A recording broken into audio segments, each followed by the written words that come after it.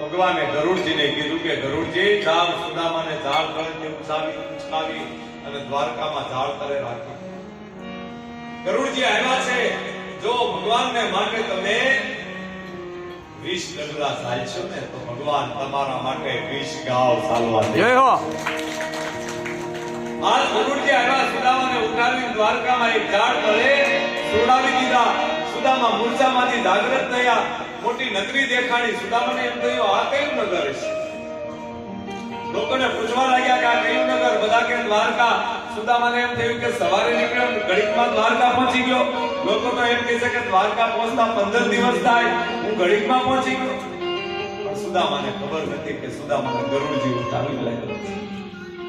સુદામા ઉભા થયા લાકડીના ટેકે ચાલતા ચાલતા કૃષ્ણની નગરીની બાજુમાં જાય છે. પણ અહીંયા રુક્ષ્મણીના મેલે આવ્યા તો દ્વારપાળો ઉભા છે.